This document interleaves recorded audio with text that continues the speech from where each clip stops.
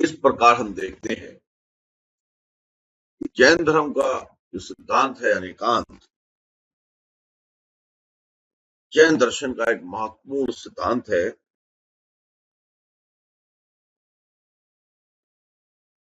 पिछले अध्याय में हमने उसके 5 सूत्रों का अध्ययन किया। अब हम जीवन के विविध क्षेत्र, परिवार, समाज, अर्थनीति आदि में अनेकांत का व्यावहारिक प्रयोग कर इन क्षेत्रों से संबंधित जीवन के समस्याओं से कैसे मुक्त हुआ जा सकता है, कैसे छुटकारा पाया जा सकता है, इस पर अध्ययन करेंगे। एक व्यक्ति के जीवन में परिवार, समाज, अर्थ एवं राष्ट्र ये एक महत्वपूर्ण स्थान रखते हैं। ये उसके विकास और ह्रास, डेवलपमेंट और डिस्ट्रक्शन में महत्वपूर्ण भूमिका निभाते हैं। अतः इन क्षेत्रों में पनपने वाली समस्याओं का निराकरण बहुत जरूरी है। इन समाधान के लिए, इनके समस्याओं के समाधान के लिए एक संतुलित जीवन की आवश्यकता है। बिना संतुलित जीवन के इनके समाधान की कल्पना भी नहीं की जा सकती है। इसलिए अनेकांत का व्यावहारिक प्रयोग कैसे हो, उसको कैसे इन क्षेत्रों को सफल होने के लिए उपयोग किया जाए, यही अध्ययन अब हम यहाँ पर करेंगे। सबसे पहली जो इकाई होती है व्यक्ति के बाद किसी भी राष्ट्र या देश में, वो होती है उसका परिवार। परिवार में अनेकांतवाद के प्रयोग किस प्रकार से किया जा सकते हैं, इसकी हम यहाँ विवेचना करते हैं। परस्परता के सूत्र में बंधे हुए निकटस्थ व्यक्तियों का समूह है परिवार। क्या है परिवार? जिनके बड़े निकट के संबंध हैं, भाई बहन, माँ बाप, ताऊ चाचा, पति पत्नी, नाना नानी, दादा दादी और इस प्रकार से बुआ मौसी, जो व्यक्तियों के निकट संबंध हैं और जो एक छत के नीचे या एक जगह रहते हैं, उन समूहों को परिवार कहा जाता है, जिनमें संबंध भी है और पारस्परिक एक प्रेम भी। उसका प्रत्येक सदस्य स्नेह, सहयोग और विश्वास के सूत्र से जुड़ा रहता है। एक दूसरे के प्रति ममत्व, एक दूसरे के प्रति विश्वास परिवार की पूंजी है। सामाजिक संरचना में जहां परिवार की केंद्रीय स्थिति है, वही मानव समूह में परिवार आधारभूत इकाई है। आधारभूत इकाई है। परिवारों से मिलकर ही समाज बनता है। वस्तुतः परिवार वो महत्वपूर्ण इकाई है जिससे मिलकर समाज बनता है, और बल्कि मानव समाज का विस्तार भी इसी इकाई से होता है। मानव समाज चाहे जिस भी अवस्था में रहा हो, परिवार अवश्य उपस्थित रहता है। समाज का स्थायित्व परिवार की गतिशीलता पर टिका हुआ है। समाज कैसे अक्षुण्ण रहेगा, ये निर्धारित करता है परिवार की गतिशीलता पर। कभी कभी समाज में अस्थिरता आती है तो परिवार में भी अस्थिरता होने लगती है, और परिवारों की जो अस्थिरता होती है, जिसमें माता पिता और बच्चों के अतिरिक्त विवाह एवं रक्त संबंध होते हैं, इनमें जब कड़बड़ाहट आती है तो अशांति की स्थिति उत्पन्न हो जाती है। प्राचीन समय में संयुक्त परिवार होते थे। इनका विघटन आसान नहीं था। परिवारों का व्यवसाय निश्चित था। परिवार से बाहर स्त्रियों का आश्रय स्थल नहीं था, परंतु आधुनिक परिवार में परिवार के अपने सदस्यों पर परिवार का नियंत्रण कम हो गया है। उनमें एकता एवं विकास का अभाव स्पष्ट रूप से परिलक्षित हो रहा है। पति पत्नी के झगड़े बढ़े हैं, पिता पुत्र, भाई बहन, सास बहू, माँ बेटी, कोई भी तो इनसे छूटे नहीं। और सामान्यतः देखा जाए कि परिवार से व्यक्ति इकाई की ओर सदा केंद्रित होने लगा है। वो अपने सरोकारों से ज्यादा सरोकार रखता है, परिवार के सरोकारों से उसका सरोकार कम होता जा रहा है। इसीलिए आधुनिक परिवारों में अशांति बढ़ी है, नैतिक पतन हुआ है, परिवार के सदस्यों में ईर्ष्या, द्वेष एवं व्यक्तिवाद को प्रोत्साहन मिला। और कलह के ये एक बहुत बड़े कारण है। एक समय था जब परिवार का अर्थ प्रेम किया जा सकता था, परंतु आज परिवार कलह, वैमनस्य, झगड़े, ईर्ष्या, इन सब में डूबता जा रहा है।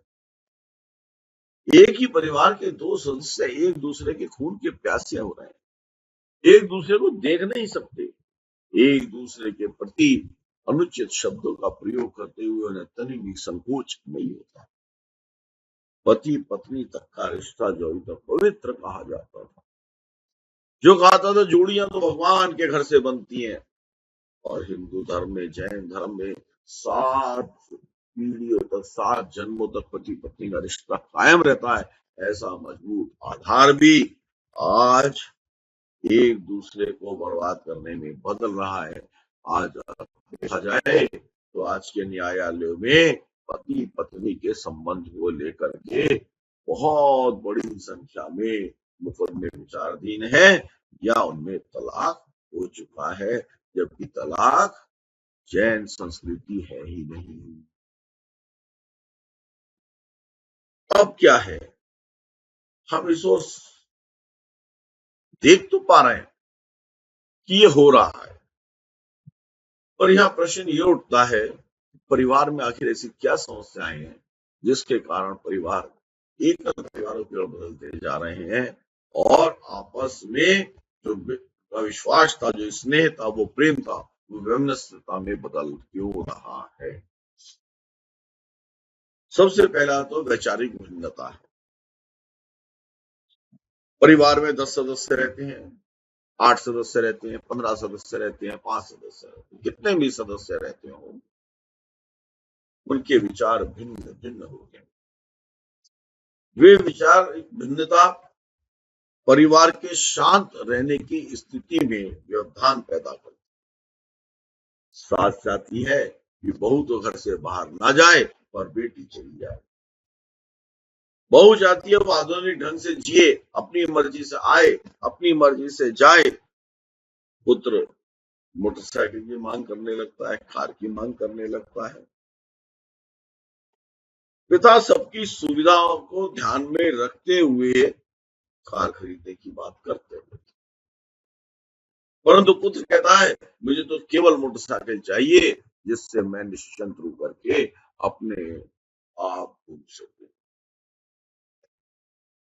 इन विचारों की भिन्नता के अनेक उदाहरण है, परंतु पूरे दिन का विचार किया जाए तो पता चलता है कि विभिन्न विचार पारिवारिक सदस्यों के सामने आते हैं, और जैसे जैसे वो भिन्न विचार आपस में एक दूसरे से टकराते हैं, आपस में कलह, आपस में समस्याएं, आपस में वैमनस्यताएं, आपस में एक दूसरे के प्रति ईर्ष्या और एक दूसरे के प्रति वैमनस्यता, इन दोनों की मात्रा बढ़ती चली जाती है।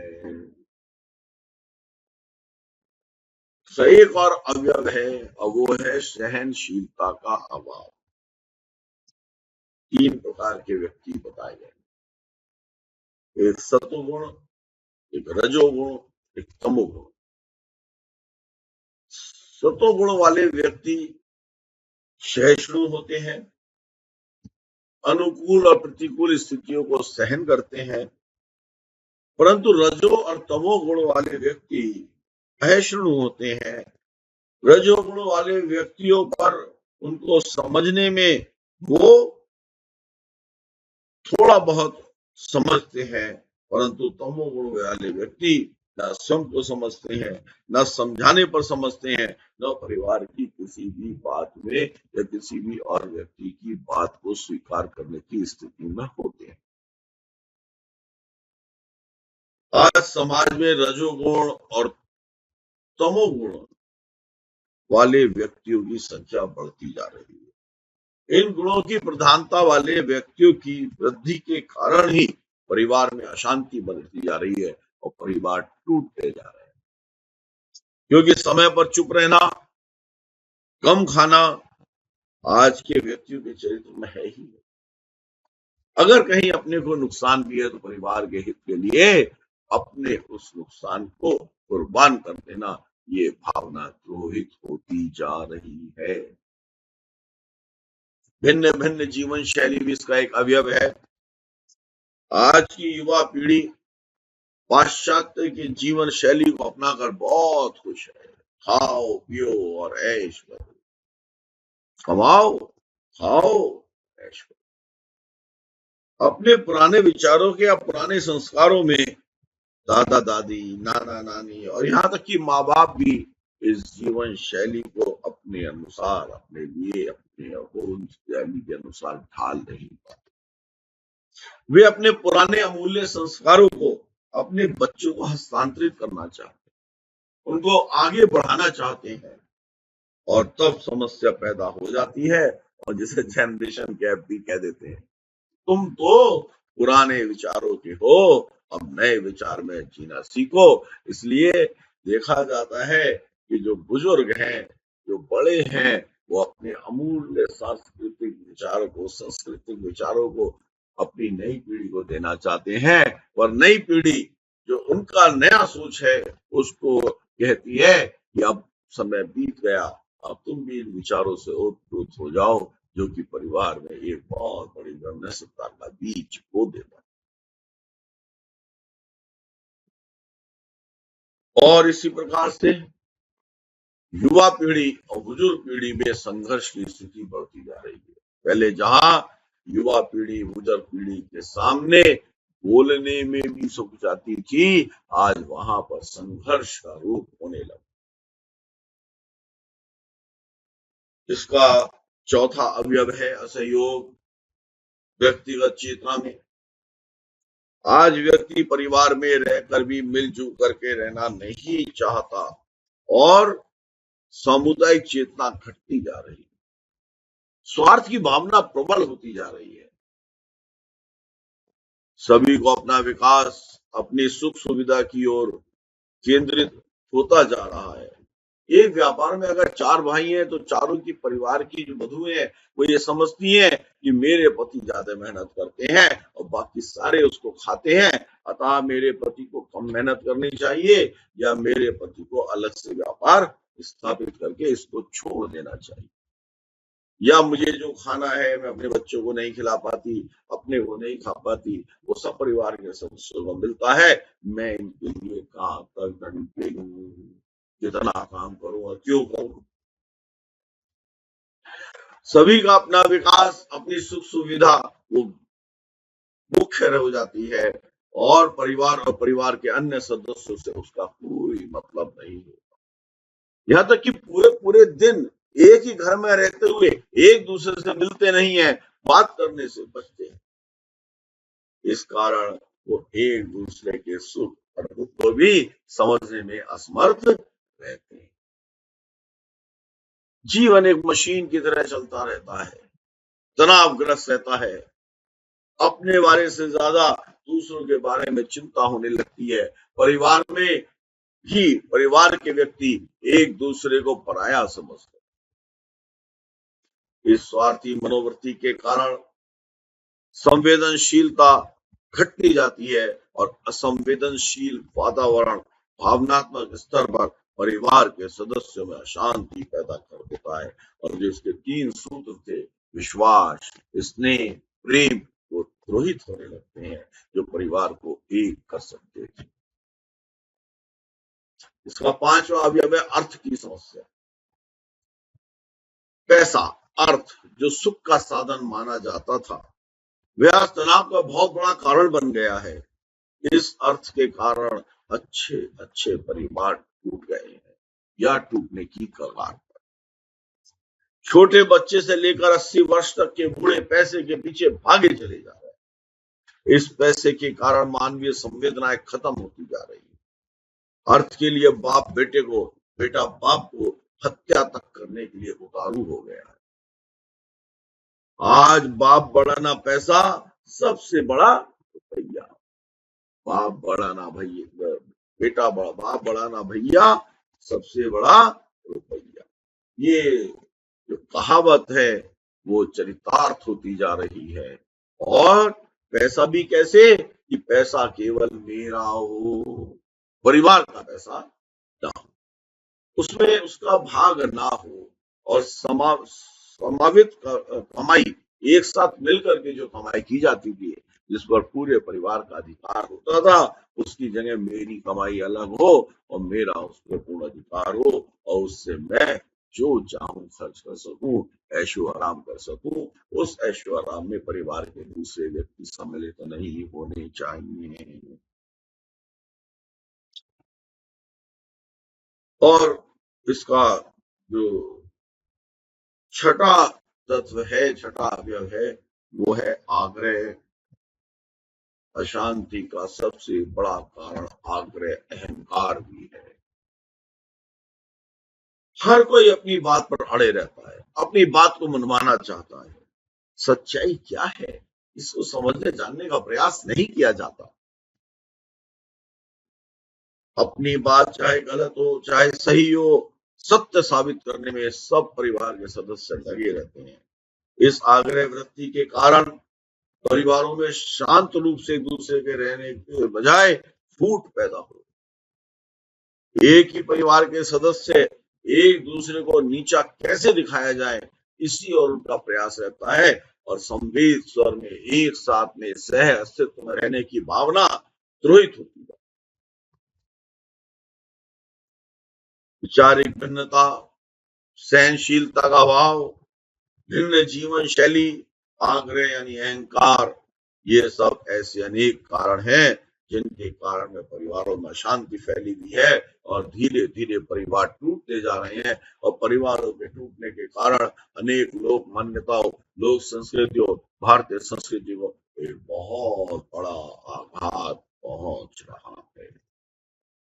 और पारिवारिक समस्याएं दिन प्रतिदिन बढ़ती जा रही हैं। सब जो हमारे संयुक्त परिवार थे, वो एकल परिवारों में बदलते जा रहे हैं, और एकल परिवारों में क्या जिए, कैसे जिए, संस्कृति की तो बात दूर, स्वयं को पालना भी अत्यंत दुष्कर कार्य हो गया है। और सब कुछ जहाँ संभव है वहां नौकरों पर टिक गया है, और नहीं तो दिन रात समस्याओं से ग्रसित रहना, यही तो एकल परिवारों की स्थिति बन गई है। पर अपने अहंकार के कारण अपनी सुख सुविधाओं में कोई दूसरा भागीदार ना बन जाए, भले ही वो परिवार का सदस्य हो, परिवार विघटन के कगार पर खड़े हैं और विघटित हो रहे हैं।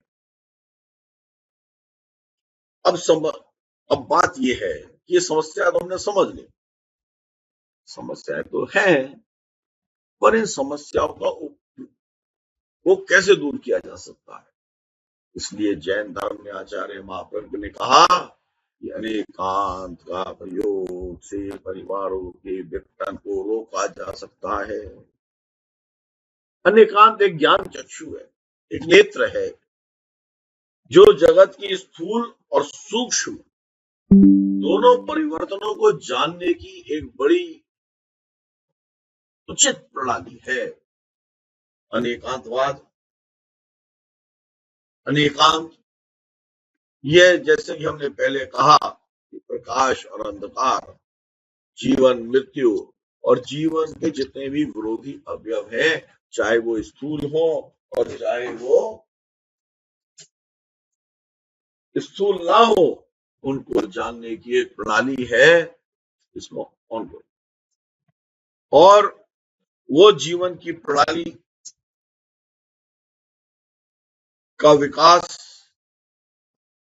अनाग्रह के द्वारा ही किया जा सकता है, यानी कि अपने अहंकार को छोड़ करके उस जीवन शैली का विकास किया जा सकता है कि परिवारों में एकजुटता बनी रहे। आज परिवार अनेक प्रकार के विवाद, संघर्ष, अशांति, हिंसा की ज्वाला में जल रहे हैं, ग्रसित हो गए हैं। उसके कारण एक दूसरे को नुकसान पहुंचाने में ही परिवार के व्यक्तियों की शक्ति जा रही है। प्रत्येक व्यक्ति चाहता है कि जैसा वो बोले पूरा परिवार वैसा ही बोले और वैसा ही करे। वह चाहता है जैसा वो चलना चाहता है वैसे ही सब चले। जैसा आचरण और व्यवहार वह करता है वैसा ही आचरण और व्यवहार परिवार के अन्य सदस्य भी करें। परंतु ऐसा होता नहीं है। विचारों की भिन्नता, अपने आग्रह की भिन्नता, सोच की भिन्नता, भावों की भिन्नता उनको ऐसा करने भी नहीं देती, क्योंकि सभी व्यक्तियों की रुचि, आदत, संस्कार ये भिन्न भिन्न तो होते ही हैं। अतः जब इस बात को हम स्वीकार कर लेते हैं कि जब मैं ही सही हूं तो जो दूसरा भी सही हो सकता है, ये स्वीकारने की भावना तुरहित हो जाती है। और जैसे ही हम ये मान लेते हैं कि मैं भी सत्य हूं और दूसरा भी सत्य है, तब समस्या सुलझ जाती है, आग्रह छूट जाता है और अनेकांत का सिद्धांत तो समन्वय ही है। अनेकांत का सिद्धांत तो यही है, भाई मैं भी सही और तू भी सही, मैं अपने सत्य के सापेक्ष सही, मैं अपनी भाव रुचि के साथ सही और तू भी अपनी भाव रुचि के साथ सही, और हम दोनों भिन्न भिन्न होते हुए भी एक रूप में रह सकते हैं, एक रूप को जान सकते हैं, एक रूप को समझ सकते हैं। तो दूसरे और अपने यानी कि परिवार के सदस्यों के बीच में तालमेल बैठाना, सामंजस्य बैठाना, संतुलन बैठाना, ये अनेकांत सिखाता है। क्योंकि अनेकांत की तो परिभाषा यही है कि विरोधी तत्व सह अस्तित्व के साथ, समन्वय के साथ, प्रेमपूर्ण वातावरण के साथ, मैं ही सही नहीं हूं, मैं भी सही हूं और तू भी सही है, इस भावना का निर्माण करता है और इससे अनाग्रह का विकास होता है और परिवार की समस्याओं का समाधान अपने आप शैने शैने होने लगता है और परिवार संयुक्त परिवार बन जाता है। इसका दूसरा उपयोग है सह अस्तित्व की भावना। हम सभी जानते हैं कि अनेकांत की जो एक सबसे बड़ा गुण है, भावना है, वो सह अस्तित्व की भावना। अनेकांत सह अस्तित्व को केवल परिभाषित नहीं करता, बल्कि उसको धरातल पर भी खड़ा करता है। वो उसको प्रयोगात्मक रूप से जीवन के अंदर व्यावहारिक रूप से समाविष्ट करता है। पदार्थ की प्रकृति तो ऐसी ही है, वह परस्पर विरोधी तत्वों के समावेश से बनता है। हम देखते हैं ना, अभी पीछे बहुत सारे उदाहरण दिए हैं जहां विरोधी तत्व एक ही व्यक्ति में विद्यमान रहते हैं। ऐसी स्थिति में हम एकांतिक दृष्टि से उनकी व्याख्या करके सही निष्कर्ष पर नहीं पहुंच सकते। एकाकी दृष्टिकोण बना करके, एकांगी दृष्टिकोण बना करके परिवार की समस्याओं को समझना नितांत नितांत मुश्किल है, संभव ही नहीं। इसलिए अनेकांत को समझ लेने पर सह अस्तित्व को भी समझा जा सकता है कि मेरा ही अस्तित्व नहीं है, जितना मेरा अस्तित्व है उतना दूसरे का भी अस्तित्व है। दो विरोधी तत्व एक साथ रह सकते हैं और रहते हैं, इसे समझा जा सकता है और व्यक्ति परिवार के पारिवारिक जीवन के भिन्न भिन्न अवयवों को, भिन्न भिन्न समस्याओं को, भिन्न भिन्न परिस्थितियों को समझने में समर्थ हो जाता है, योग्यता रखने लगता है। वह एक दूसरे के विचारों का आदर देने लगता है। वह समझ जाता है कि मेरे और परिवार के विचार तो भिन्न हो सकते हैं, परंतु हम एक दूसरे के साथ खुशी खुशी रह सकते हैं। जहां तुम्हारी बात सही लगे तुम मान लो, जब मेरी बात सही लगे मेरी मान लो। एक दूसरे की बात मानते हुए, एक दूसरे की बातों का आदर करते हुए पारस्परिक प्रेम रूप से एक परिवार में रहा जा सकता है और परिवार को विघटित होने की जगह संगठित होने का एक अवसर प्रदान हो जाता है। तो एक दूसरे के साथ खुशी खुशी रह सकते हैं, सह अस्तित्व की भावना के साथ रह सकते हैं, परिवार के सुख दुख में एक दूसरे के भागीदार हो सकते हैं, एक दूसरे की समस्याओं के पूरक हो सकते हैं, एक दूसरे की समस्याओं को सुलझा सकते हैं। मैं ही सत्य नहीं हूं, मैं भी सत्य हूं, ये भी सत्य है, इसकी भी बातें सही है, मेरी भी बातें सही है, और वो दोनों कैसे समन्वय के साथ सह अस्तित्व के साथ जिए, यही इस अंग का मुख्य उपयोग है, अनेकांत का मुख्य उपयोग है। और जैसा कि अनेकांतवाद का हमने सूत्र और बताया था, स्वतंत्रता, फ्रीडम, परिवार जीवन के संघर्ष के सामान्यता कुछ केंद्र होते हैं। पिता पुत्र, सास बहू, नंद भाभी, ये तत्व सामान्यता से ऐसा चला आया है कि इनमें तालमेल बैठता ही नहीं। इन दोनों ही केंद्रों में विवादों का मूल परस्पर कारण दृष्टि का भेद है, सोचने का भेद है, किसी एक परिस्थिति को देखने का भेद। परिवार में पिता जिस परिवेश में बढ़ा हुआ है, जैसी परिस्थितियों में उसका निर्माण हुआ है, वो चाहता है उसका पुत्र भी उन्हीं परिस्थितियों में चाहे, उन्हीं परिस्थितियों को स्वीकार करे।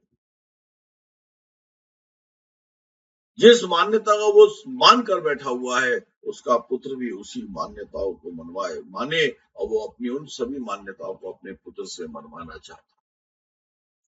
पिता की दृष्टि अनुभव प्रदान होती है और पुत्र की दृष्टि तर्क प्रदान। पिता अनुभव से संजोए हुए, ज्ञान को अन्वय से संजोए हुए जो उसके क्रियाकलाप हैं, उनको अपने परिवार पर लागू करना चाहता है, और पुत्र कहता है कि तर्क शक्ति का प्रयोग करके इसका क्या आवश्यकता है, ये तो पाखंड है, ये तो पुरानी बातें हैं, ये तो दकियानुसी सोच है। इस सोच के साथ खड़ा होकर के पिता के साथ संघर्ष की स्थिति में आने लगा। इस प्रकार से जो प्राचीन संस्कार से ग्रसित व्यक्ति है, वो आधुनिक संस्कारों से ग्रसित व्यक्ति के साथ जीवन नहीं जी पाता। आधुनिक प्राचीन जो संस्कार हैं, प्राचीन जो बातें हैं, उनका विरोध करता है और प्राचीन आधुनिकता को अपनाने में संकोच का अनुभव करता है। इसलिए आपस में सह अस्तित्व और तालमेल की भावना समाप्त होने लगती। वही स्थिति सास और बहू की होती है। सास ये कह सोचती है कि बहू मेरे अनुसार जीवन जी, जैसा उसने स्वयं बहू जब थी अपनी सास के साथ जिया था, उसके इशारों पर सारे कार्य किए थे, बिना उससे पूछे, बिना सास को बताए कुछ भी करना उसके लिए संभव नहीं था उस समय में। तो आज के समय में जो नई बहू आई है, वो जो कुछ भी करे सास के अनुसार करे, सास से पूछ कर करे, और सास मना कर दे तो उसे कदापि ना करे। ये सब विवाद के कारण बन गया, ये संभव नहीं हो सकता। आज के समय में जहाँ व्यक्ति इतना ज्यादा आग्रही हो गया है, अपने ऐशो आराम को ही सर्वोपरि मानने लगा है, परिवार के विघटन का एक मुख्य कारण बनने लगा।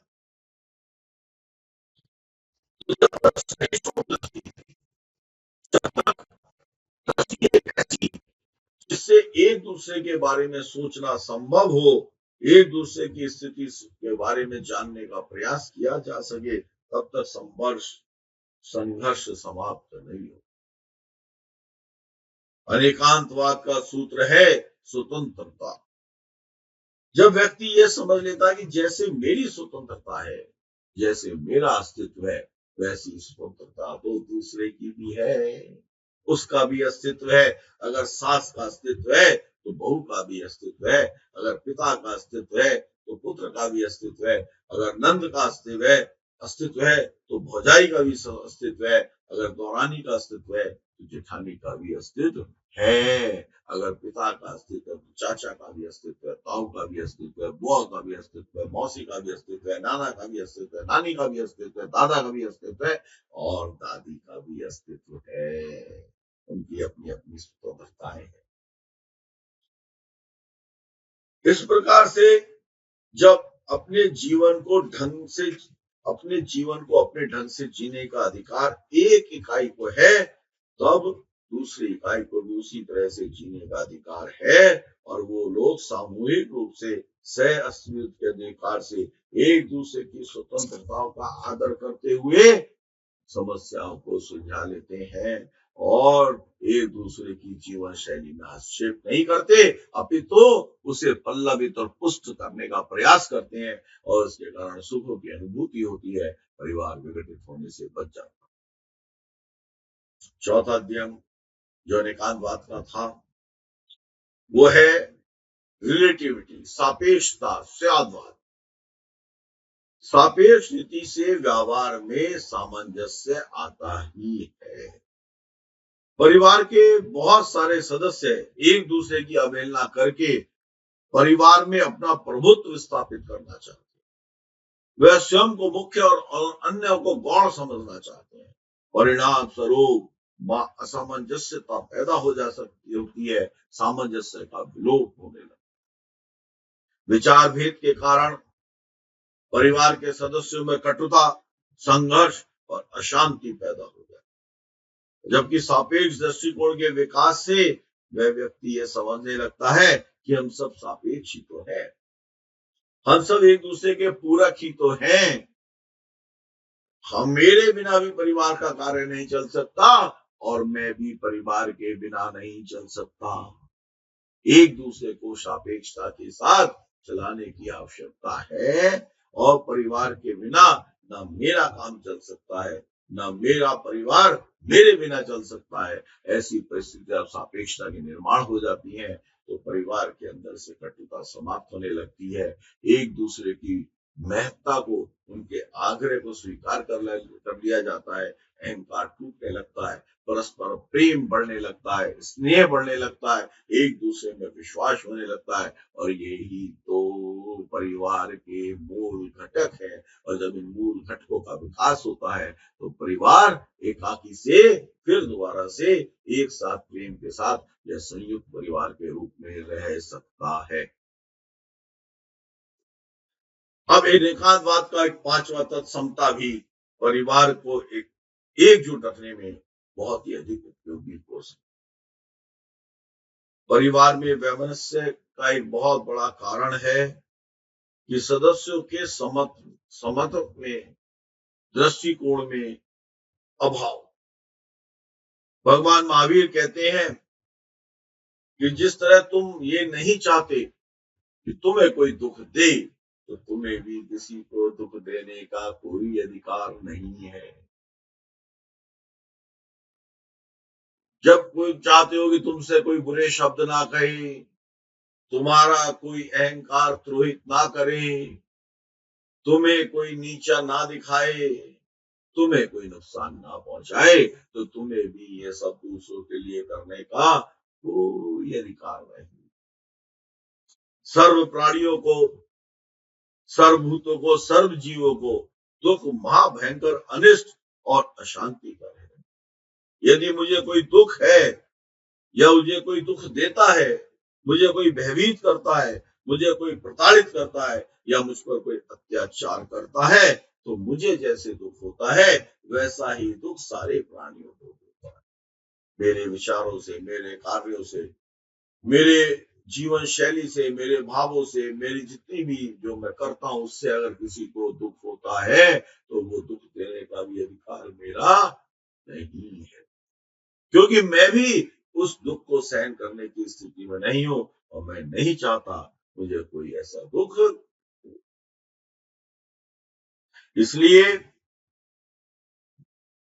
व्यक्ति जब तक स्वयं दुख का अनुभव करता है तो वो दुखी करने वाले कार्य भी नहीं कर पाता। इनके प्रयोगों से, अनेकांतवाद के, समता के प्रयोग से परिवार के अंदर सह अस्तित्व का विचार पनप सकता है। अतः परिवार में शांति का वातावरण स्थापित हो सकता है।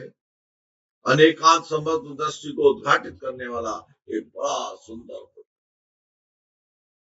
मैं तुम्हें किसी प्रकार का कष्ट ना दो, तुम मुझे किसी प्रकार का कष्ट ना दो। जब परिवार ये एक दूसरे के प्रति दृष्टि बना लेता है तो सह अस्तित्व, प्रेम, वात्सल्य, विश्वास की वृद्धि हो जाती है और परिवार एक रूप में खड़ा हो सकने की स्थिति में आ जाता है।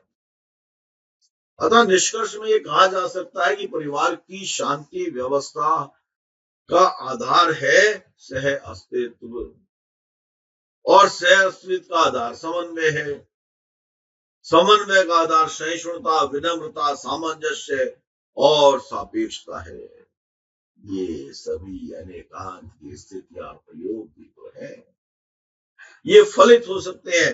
परिवार जीवन के विरोधी प्रश्नों का समाधान अनेकांत द्वारा ही संभव है। अनेकांत आग्रही दृष्टि है जो संपूर्ण सत्य का ज्ञान दे सकती है।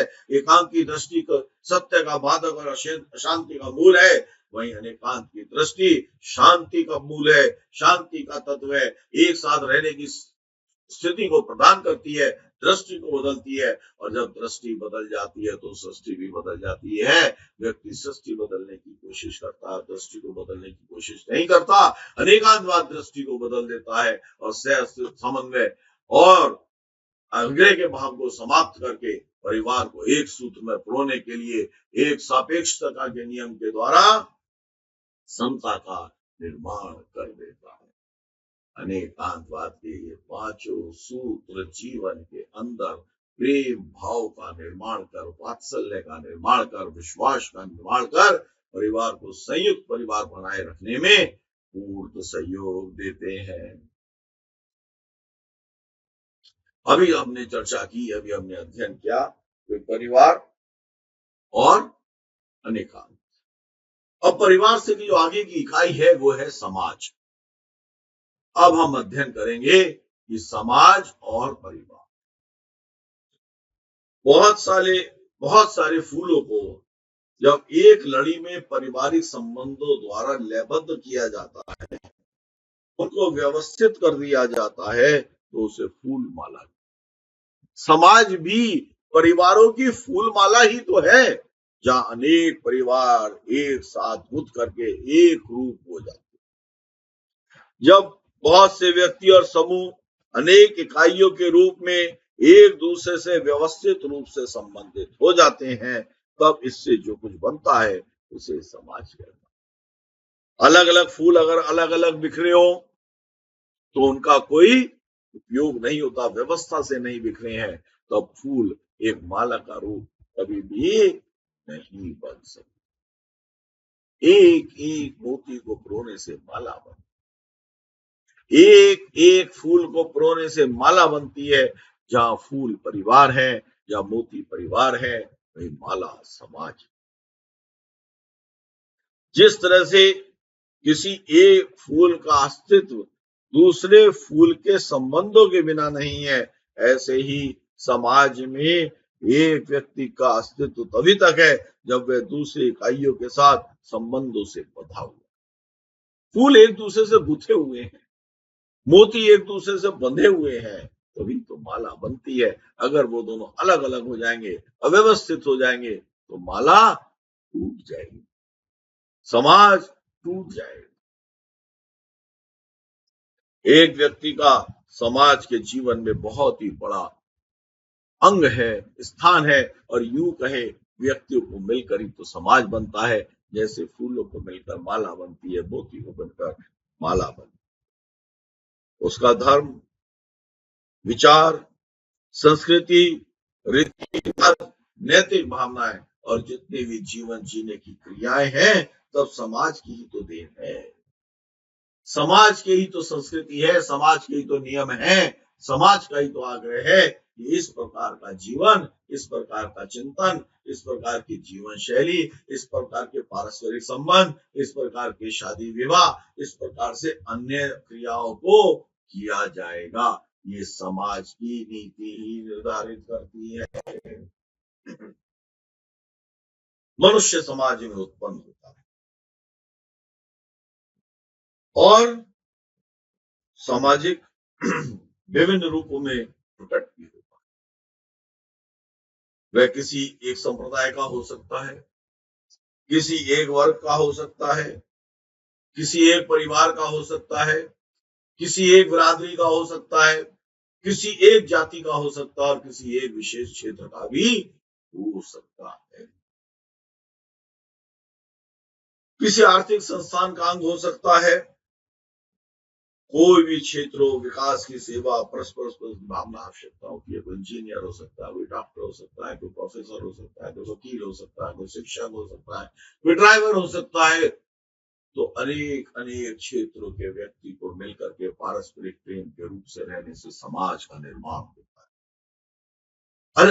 हर फूल का अलग अस्तित्व है, हर फूल की अलग गुण है, अलग विशेषता है, पर एक साथ जुड़ करके वो माला के रूप में विद्यमान रहते हैं। इसी प्रकार हर व्यक्ति का अलग क्षेत्र हो सकता है, अलग धर्म हो सकता है, अलग मान्यता हो सकती है, अलग जीवन शैली हो सकती है, अलग तरीके का व्यवसाय हो सकता है, अलग क्षेत्र का रहने वाला हो सकता है, पर जब वो एक रूप होकर के रहता है तब समाज का विकास होता है। व्यक्ति फूलों के से माला बनती है, वैसे ही उस माला का एक अंग बन जाता है। तो सेवा, सहयोग और परस्परता देखा जाए तो यही समाज की विशेषता है, यही समाज की अमूल्य निधि है। जिस समाज में सहयोग नहीं रहता, सामुदायिक चेतना का अभाव होता है, एक दूसरे के प्रति सहानुभूति नहीं रहती, सुख दुख एक साथ मिलकर के नहीं मना पाते, हो सकता है कि वह समाज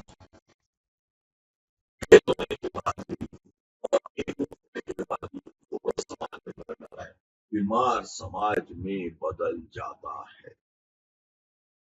एक समय था जब परिवार और समाज के लोग मिलजुल कर रहते थे। हो सकता है उस समय परिस्थितियां इतनी जटिल ना रहे, अर्थ का इतना महत्व ना रहा हो, आवश्यकताओं की पूर्ति सरलता से हो जाए, क्योंकि जब आवश्यकताएं सीमित होगी तो पूर्ति भी सरलता से हो जाएगी। आज की असीमित आवश्यकताओं, लालसाओं, लिप्साओं ने उसे सीमित करने का अधिकार खो दिया है।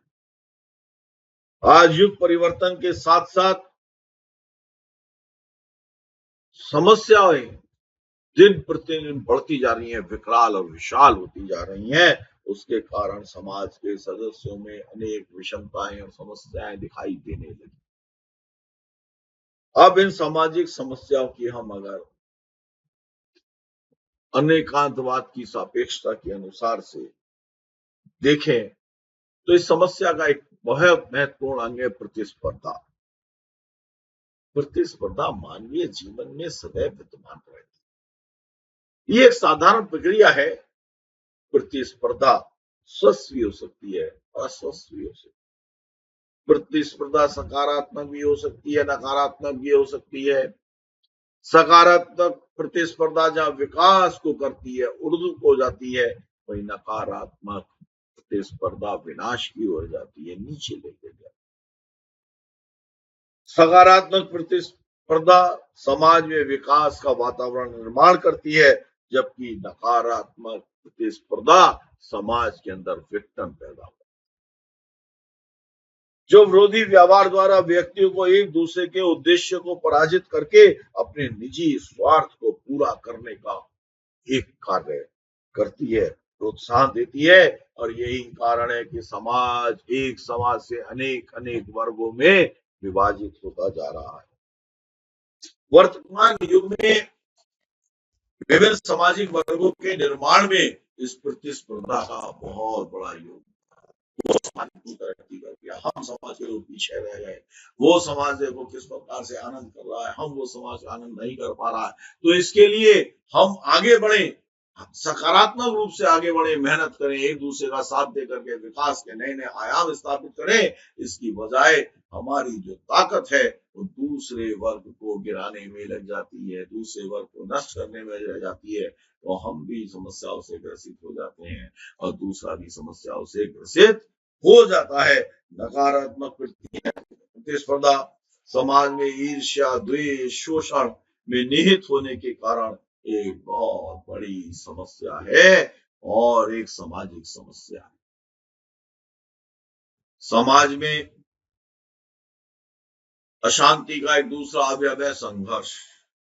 संघर्ष किसी भी व्यक्ति या समूह द्वारा किया गया एक ऐसा प्रयास है जो शक्ति, हिंसा, प्रतिकार और विरोध के द्वारा अन्य व्यक्तियों तथा समूह की क्रिया में बाधा डालता है। संघर्ष में क्रोध और घृणा की भावना ही नहीं बल्कि हिंसा, आक्रमणता और क्रूरता के तत्वों का भी समावेश होता है। सरल शब्दों में कहा जाए तो प्रतिस्पर्धा जब हिंसक रूप ग्रहण कर लेती है तब संघर्ष बन जाता है। फिर समाज के सदस्यों के बीच किसी कार्य को लेकर समझौते की गुंजाइश नहीं रहती। समाज समस्याओं से घिर जाता है। कहीं एक मूर्ति को लेकर के विवाद है, कहीं मंदिर को लेकर, कहीं मस्जिद को लेकर, कहीं चर्च को लेकर, अरे सब तो ईश्वर के पाने के विषय है, इसमें संघर्ष कैसा। पर इसको भूल करके हम उस नकारात्मक प्रतिस्पर्धा के कारण, आगे निकलने के कारण, दूसरे को नीचे गिराने के कारण समाज को विघटित करने लगते हैं। इसका तीसरा जो समाजिक समस्या का अंग है वो है जाति भेद समस्या। जाति प्रथा की कृति हिंदू समाज का एक बहुत ही बड़ा अवयव है जो जन्म पर आधारित है। इसने जातिवाद का जन्म दिया है जिसके अंदर व्यक्ति अपनी जाति के प्रति अत्यधिक लगाव रखता है और अन्य जातियों के प्रति दुराव है। वर्तमान मूल में कानूनी रूप से विभिन्न जातियों के बीच पाए वाली उच्च और निम्न भावना को कम करने का कितना भी प्रयास किया जा रहा, सब एक है, परंतु व्यावहारिक रूप से जातीय संकीर्णता आज भी अनेक क्षेत्रों में विद्यमान। छुआछूत की भावना को समाप्त करने के लिए राजा राममोहन राय से लेकर के महात्मा गांधी तक ने बहुत प्रयास किए। महावीर ने प्रयास किए, बुद्ध ने प्रयास किए और अनेकानुक लोगों ने प्रयास किए, परंतु ये भावना आज भी कायम है। जिन्हें निम्न जातियां कहा जाता है वो उच्च जातियों की स्थिति को प्राप्त करने का प्रयास किया जाता है, जबकि उच्च जातियां जो निम्न जातियां कही जाती है वो उनके बराबर तक ना आ पाए उसको रोकने में अपनी पूरी शक्ति लगा देती। आज भी बहुत सारी जगह उस बिरादरी के लोग घोड़े पर बारात नहीं निकाल सकते, मंदिर में प्रवेश नहीं कर सकते, एक कुएं से पानी नहीं भर सकते। तो ये जो व्यावहारिक समस्या है, ये समाज में जातीय समस्या जब बढ़ जाती है तो वर्ग भेद बन जाता है, वर्ग भेद के साथ साथ समाज भेद बन जाता है और समाज विघटन के कगार पर पहुंचने लगता है। ये समस्याएं, जातीय समस्याएं अपनी जड़ों को पुष्ट करती है। समाज में विघटन का एक और चौथा बहुत महत्वपूर्ण अवयव है वो है वर्ग संघर्ष। आज सामाजिक वर्गों के बीच चलने वाला संघर्ष समाज के लिए बहुत बड़ी समस्या है। समाज के कुछ समूह सामाजिक और आर्थिक भिन्नता के कारण, जीवन के प्रतिमान एक दूसरे से अलग होने के कारण विभिन्न वर्गों में संघर्ष का रूप धारण कर गए। वही वर्ग सामाजिक और आर्थिक उपयोगिता की दृष्टि से स्वयं को अधिक महत्वपूर्ण मानने लगते हैं और उनके बीच में विवाद। व्यापारी कहें कि हम हमारे बिना काम नहीं चल सकता, ब्राह्मण कहें हमारे बिना काम नहीं चल सकता, क्षत्रिय कहें कि हम तो हमारे बिना सुरक्षा नहीं हो सकती और हमारे बिना तो कोई कार्य संभव ही नहीं है। तो ये वर्ण व्यवस्थाएं थी, जाति व्यवस्थाएं नहीं थी और व्यावहारिक कारणों से, पारिवारिक कारणों से ये समस्याएं जाति समस्याएं के साथ साथ वर्ग संघर्ष की समस्या के रूप में बदल गई है। एक वर्ग दूसरे वर्ग से संघर्ष करने की स्थिति में तैयार रहता है और वो समाज की विघटन का एक बहुत बड़ा कारण है। और पांचवी सबसे बड़ी और अंतिम स्थिति है समाज को विघटन की, सांप्रदायिकता।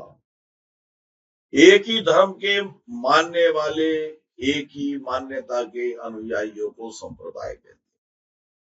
संप्रदाय अनेक हो सकते हैं, हिंदू संप्रदाय, जैन संप्रदाय, बौद्ध संप्रदाय, शैव संप्रदाय, मुस्लिम संप्रदाय, ईसाई संप्रदाय, अनेक संप्रदाय हो सकते हैं। संप्रदाय होना कोई गलत बात नहीं है, क्योंकि सभी संप्रदायों का लक्ष्य अपने अनुयायियों को अहिंसा, सत्य और धर्म की प्रेरणा देते।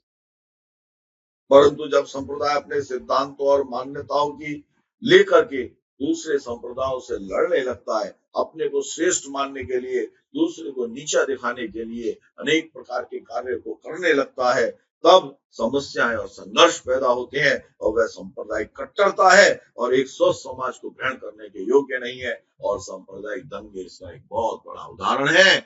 हम भारतीय संस्कृति में सांप्रदायिक दंगों को बहुत आसानी से स्वीकार कर लेते हैं और वर्ग विशेष के प्रति हीन भावना, नीच भावना, गलत भावना, विद्वेष की भावना से ग्रसित होकर के वर्ग भेद में सांप्रदायिक सद्भाव को नष्ट करते हुए सांप्रदायिक दंगों में, सांप्रदायिक विरोधिता में संलग्न हो जाते हैं, जो समाज के विघटन का एक बहुत बड़ा कारण है। और ऐसा लगता है कि ये सारी समस्याएं आज समाज की मुख्य विशेषताएं बन, समाज का हर सदस्य चाहता है कि समाज स्वस्थ हो, सबका विकास हो, क्योंकि स्वस्थ समाज से ही सर्वांगीण विकास हो सकता है। स्वस्थ समाज ही व्यक्ति की सुरक्षा एवं व्यक्ति निर्माण का साधन बनता है। इसलिए आवश्यकता है कि जिस समाज में हम रह रहे हैं उसमें प्रतिस्पर्धा, सांप्रदायिकता, जाति भेद, वर्ग संघर्ष ये सब विषय ना हो और इन समस्याओं से मुक्त होकर के स्वस्थ समाज बने।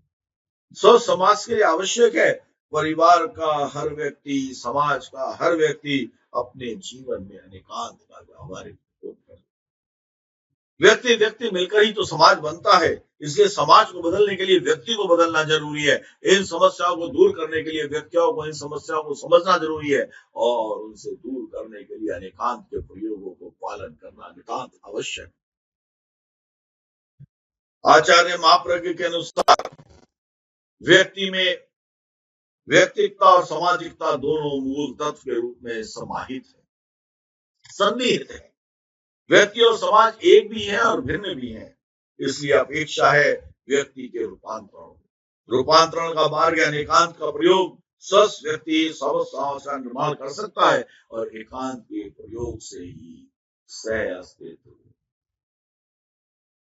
सत्य, प्रतिपक्ष, समन्वय, एक दूसरे के प्रति विश्वास, प्रेम, समझना, स्यादवाद, इन सब की भावना का निर्माण होने से समाज के अंदर एकता आती है और समाज स्वस्थ समाज बन सकता है। इस प्रकार से हमने इन समस्याओं को समझा, इन समस्याओं को जाना। अब हम इस समस्याओं के निदान के लिए समाज एक रूप कैसे हो, समाज विकसित समाज कैसे हो, समाज प्रेम पूर्वक कैसे रहे, समाज सामाजिक समरसता के साथ कैसे जीवन जिए, इसके लिए अनेकांत के प्रयोगों को जानना आवश्यक है। और हमने कहा है, अध्ययन किया है कि अनेकांत के 5 प्रमुख सिद्धांत है: सह प्रतिपक्ष, सापेक्षता, स्वतंत्रता, समन्वय और सह अस्तित्व। ये सामाजिक जीवन में बहुत उपयोगी। तो आइए हम इन अनेकांत के इन प्रयोगों का, इन सिद्धांतों का समाज की समस्याओं में किस प्रकार से चिंतन, अध्ययन, मनन कर सकते हैं, उन्हें कैसे दूर करने में इन प्रयोगों का उपयोग कर सकते हैं, इसके विषय में अध्ययन करते हैं। जैसे कि सामाजिक समस्याओं का जब हमने चित्रण किया, उनको सोचा, उनको समझा, उनके बारे में चिंतन किया, तो समाज की एक बहुत बड़ी समस्या निकल के आई, वर्ग संघर्ष। समाज के कुछ समूह जो असमानताओं के कारण वर्गों में विभाजित हो जाते हैं, वो समाज के लिए समस्याएं पैदा करते हैं, पारस्परिक सौहार्द का वातावरण निर्मित नहीं होने देते। ऐसे वर्गों के अनेकांत के सूत्रों का प्रशिक्षण दिया जाए, उनके विचारों में परिवर्तन घटित किया जाए। जहां पक्ष है वहां प्रतिपक्ष भी होगा, दोनों पक्ष समानता होने के साथ भी एक साथ रह सकते हैं। ऐसे विचारों का पोषण दिया जाए तो समाज में सामंजस्य का निर्माण स्थापित हो सकता है। सापेक्ष चिंतन, रिलेटिविटी थिंकिंग से आता है। सामाजिक संबंधों में एक महत्वपूर्ण भूमिका है सापेक्ष चिंतन। निरपेक्ष दृष्टिकोण से सामाजिकता आ ही नहीं सकती, क्योंकि निरपेक्ष दृष्टि करती है कि पड़ोसी मरे या जिए, भूखा रहे या खाए, मुझे क्या, मैनू की क्या करना है, अपने को देखना है, पराये से दूसरे से क्या लेना देना। जबकि सामाजिक दृष्टि कहती है परस्पर ग्रहो जीवनाम, परस्पर जीवन को जीना, परस्परो ग्रह जीवना, ये जैन सिद्धांत का एक अत्यंत महत्वपूर्ण ध्येय वाक्य है। अर्थात एक दूसरे का उपकार सहयोग ही जीवन है। परस्पर एक दूसरे से आग्रह करना, एक दूसरे के साथ जीवन जीना समाज की इस समस्या को समाप्त कर सकता। स्वतंत्रता, जातीय संकीर्णता और सामाजिक संघर्षों का मुख्य कारण है। जातीय संकीर्णता का कारण है मिथ्या दृष्टिकोण। प्राचीन काल में वर्ण व्यवस्था ने समाज में अनेक वर्गों को जन्म दिया है। यज्ञ, ब्राह्मण, क्षत्रिय, वैश्य, शूद्र आदि वर्ण व्यवस्था कार्य विभाजन की दृष्टि से की गई, परंतु आज वो कार्य विभाजन की जगह जाति व्यवस्था में, वर्ण की जाति की व्यवस्था के रूप में बदल गई है। इसके कारण ये गलत और मिथ्या दृष्टि है। जो जैसा कार्य करता है उसकी वैसी ही वर्ण व्यवस्था। कोई व्यापार करता है तो वैश्य, कोई ज्ञान देने का काम करता है तो ब्राह्मण है, कोई सुरक्षा का कार्य करता है तो वो क्षत्रिय है, और कोई कल कारखाने और इस प्रकार के उत्पादों का काम करता है तो ये कार्य के आधार पर है, ये जन्म के आधार पर नहीं है। और जैसे ही ये जन्म के आधार पर जाती है, समाज के अंदर वर्ग पल्लवित हो जाती है, विकसित हो जाती है। अतः अनेकांत के अनुसार अस्तित्व की दृष्टि से सभी प्राणी स्वतंत्र हैं। सभी प्राणियों का अपना एक अस्तित्व है, और उस अस्तित्व को स्वीकार करने के बाद वर्ण व्यवस्था को जन्म के नहीं श्रम विभाजन के आधार पर करने के बाद व्यक्ति जन्म से नहीं अपितु कर्म से महान बनता है। ऐसी परिस्थितियों का निर्माण करके अनेकांतवाद के सूत्र के आधार पर हम समाज को विघटित होने से रोक सकते हैं। फिर अनेकांत के दूसरे सूत्र समन्वय। बहुत सी बार समाज के व्यक्तियों में आपसी फूट व संघर्ष पैदा हो जाते हैं, एक ही वर्ग में भी हो जाते हैं, एक ही मान्यता मानने वालों में भी हो जाते हैं, जिसके कारण व्यक्ति समाज से कट जाता है, और कभी कभी समाज व्यक्ति को अपने से अलग कर देता है। ऐसी स्थितियां पैदा ना हो, इसके लिए सबसे महत्वपूर्ण है समन्वय विधि। समन्वय के द्वारा समाज और समाज का जो मुख्य आधार है वो व्यक्ति नहीं है, वो है एक दूसरे के साथ तालमेल बैठा करके काम करना, संतुलन बना के करना। एक व्यक्ति महत्वपूर्ण नहीं है, सारे महत्वपूर्ण है। सारे समाज के व्यक्ति अपना एक विशेष स्थान रखते हैं। इसलिए कहीं व्यक्ति गौण हो जाता है तो कहीं समाज गौण हो जाता है। अनेकांत दृष्टि से हमें कभी व्यक्ति की इच्छा, रुचि और मांग को पूरी करना होगा, तभी समाज की नीति, नियम, मर्यादाओं को पालन कर दोनों एक दूसरे के साथ तालमेल बिठाकर रह सकते हैं। व्यक्ति की अपनी जीवन की आकांक्षाएं भी चल सकती हैं और समाज की व्यवस्थाएं भी चल सकती हैं। इस समन्वय से व्यक्ति का समाज का तालमेल बैठ सकता है। संघर्ष, प्रतिस्पर्धा आदि विषैले तत्व समाज में नहीं आ सकते। एक दूसरे के अस्तित्व को स्वीकार करने से, एक दूसरे के साथ तालमेल बैठाकर जीने से हम समाज को एकजुट रख सकते हैं। और पांचवा सबसे महत्वपूर्ण अनेकांत का प्रयोग है, सिद्धांत है सह अस्तित्व। सांप्रदायिक का अर्थ है अपने सांप्रदाय को अच्छा और श्रेष्ठ मांगना और दूसरे को अच्छा और उसमें कमी नहीं। जब तक इस आग्रह का निरसन नहीं होगा, इसको नष्ट नहीं किया जाएगा, एक संप्रदाय दूसरे संप्रदाय को अच्छा मानते हुए अपने संप्रदाय की अवहेलना करेगा या दूसरे संप्रदाय की अवहेलना करेगा, तो अब कभी भी असंप्रदायिकता पनप नहीं सकती। असंप्रदायिकता के विकास के लिए आवश्यक है समाज में सयासित वो स्थान मिले, उसकी मान्यता, उसका धर्म, उसका संप्रदाय भी ठीक है, मेरा धर्म, मेरा संप्रदाय, मेरी मान्यताएं भी ठीक है, मैं ही सही नहीं हूं, मैं भी सही हूं और वो भी सही है। इस प्रकार सांप्रदायिक भिन्नता होते हुए भी हम शांत रूप से रह सकते हैं। वो अपनी पूजा पद्धतियों का पालन करे, अपनी मान्यताओं का पालन करे, हम अपनी पूजा पद्धतियों का पालन करें, अपनी मान्यताओं का पालन करें, एक साथ मिलकर रह सकते हैं। केवल मेरा ही संप्रदाय नहीं जिए, दूसरे का भी संप्रदाय जी सकता है, और मेरा ही संप्रदाय जिए दूसरे को समाप्त कर दे, ये मिथ्या है। वही मेरा भी संप्रदाय जिए, दूसरा भी संप्रदाय जिए, ये सम्यक विचार है, यह सह अस्तित्व की भावना है। समाज में समस्या का निर्मित करने वाला कार्य तो यही है कि मेरा ही संप्रदाय है। हमें इस आग्रह को छोड़ देना चाहिए। संप्रदाय कोई भी है, उसका सार धर्म है, और धर्म आत्मा का विषय है, अध्यात्म का विषय है, और इसे प्राप्त करना मनुष्य मात्र का लक्ष्य है। और जैसे ही संप्रदाय उलझ और झगड़े में जाता है, धर्म छूट जाता है, आत्मा की प्राप्ति संभव नहीं होती। रूह और शरीर के भेद को समझना मुश्किल हो जाता है और समाज विकसित होने लगता है।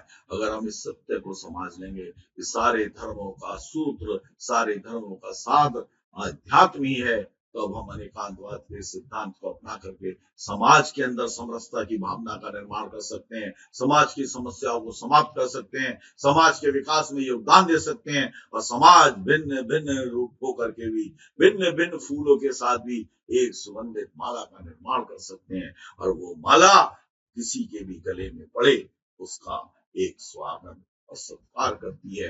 वो इस देश का, जिस देश के अंदर वो माला होती है, वो माला उस देश के सतत विकास का निर्माण करती है।